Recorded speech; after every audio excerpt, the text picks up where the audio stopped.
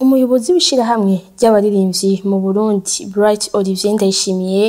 avuga ko ingingo y'ikigo kijejwe kugenzura ibimenyesha makuru sense yo guhagarika indirimbo zimwe zimwe yari ikwiye kuko hari zihungabanya imico n'imigenzo y'u Burundi,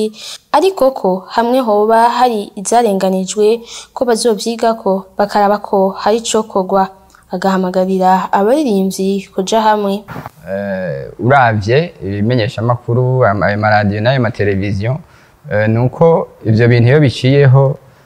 bibona abantu benshi, bibona abantu bashobora kuba barenga miliyoni 10 kandi novuga bari mu mico itandukanye. Murabona hari abakuze, hari abagereranye, hariho n'abana, ugaca usanga rero turiko turakora kumbura ivyo bintu biriko birahaca muca mubona yuko nk'abana nk'ugwaruka cane cane abana ushobona yuko ibivugwa muri zirya ndirimbo canke ivyerekana muri zirya ndirimbo atari vyo hamwe wowe uri umuvyeyi wo kwemera yuko umwana wawe araba. No kuvuga bishitse umuntu akazosanga ari indirimbo kumbure zoba novuga zitarengeje urugero, hazobaho igihe tugira tuti kumbure kugira ngo zimwe zimwe ntizigwe mu mporero cyane gose, hamwe muzosanga tugira tuti turabe ingene twogenda kuvugana n'ico kigo tukagira tuti nahi mwayihagaritse kumbure mushobora kuba mwayitahuye nabi canke idateye ibibazo cyane ku buryo bashobora kwireka igasubira ikavuzwa. Nogira nti ico nobabwira abaririmbyi nuko muri rusangi tumenye cyane cyane abaririmbyi ico turi, nama mvuga ko turabigisha, tumenye yuko turi ijisho cyane cyane ry'abandi kugira ngo tumenye ivyo turiko turashikiriza ivyo ari vyo, tumenye tuti ibi bintu mbega tugire dushikirize birafise akamaro, bifise akamaro kahe. Ndakunze kuvuga ko ari indirimbo zo kwiryohera, mbega uvuze ko ugira uririmba indirimbo zo kwiryohera ziba zirimo amajambo ameze gute, ziba zerekana amasanamu nyabaki. Hama nkabibutsa ko tutoza turigana cyane iby'abanyamahanga, kuko iyo uri kwigana iby'abanyamahanga uba novuga urafuta umuco wo ngaho iwacu. Nayo Leonce Ngabo umwe mu baririmbyi baho hambere nawe nyene arashigikira iyo ngingo, ariko akavuga ko hakwiye inyigisho ku baririmbyi ziherekeza iyo ngingo. Mu bisanzwe mu by'ukuri umuntu wese arafite uburenganzira bwo guhingura ari igikorwa ciwe uko agishaka. Ivyo bavyita mbere démocratisation des idées, kuko nta muntu bashobora kubuza kwiyumvira icari cyo cyose akagipanga uko ariko cyose. Ariko rero muri yo démocratisation barakubwira ati haba hasigaye ko habo urundi rwego novuga ugukurikiza no kubahiriza imico kama y'igihugu. Ingene twiyumvira, ingene twigenza mu Burundi biratandukanye n'abanyamerika, biratandukanye n'abashinwa, biratandukanye n'abakongomani. Rero habageze aho wowe urashaka ko wahinguye nk'igikorwa, mugabo igihugu kirafise uburenganzira bwo kuraba yuko cyo wahinguye kijanye n'imico kama canke n'akaranga canke n'inyigisho ushaka gushikiriza abene gihugu. Akagohendo vunira nuvuga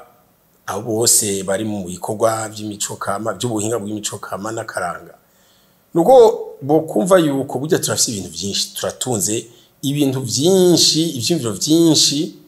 bokorerako, ari mu gukora imiziki, ari mu gukora amasinema canke amateatro.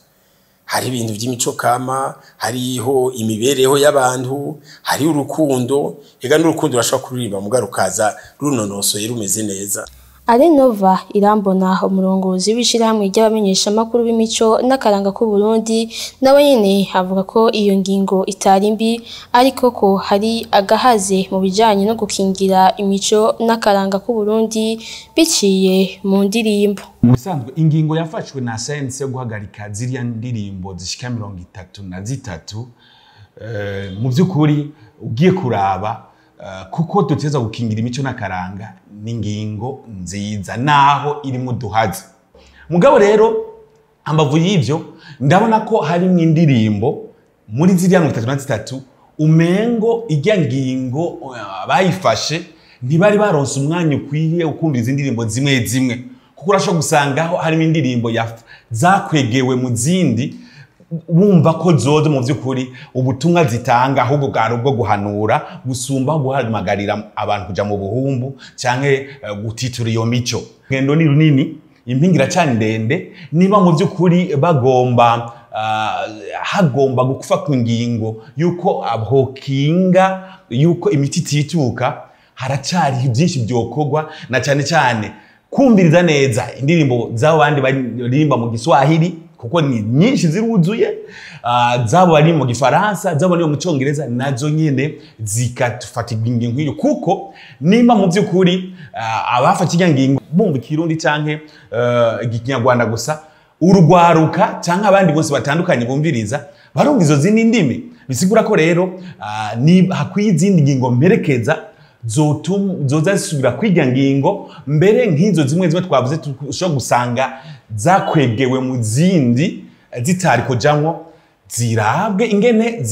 zisubizwa ako gateka. Bazofata n'akanya gufata basi zibiri canke zitatu bavuge bati aba nabo bakoze indirimbo nziza z'akarorero, aba barakwiye gushimirwa, nabo bitera intege n'abandi banditsi, n'abandi baririmbyi, n'abandi bahinyanyuzi, n'abandi ko hari igihe bipfira mu majwi, hari igihe bipfira no mu masanamu, baboneke neza ko bakwiye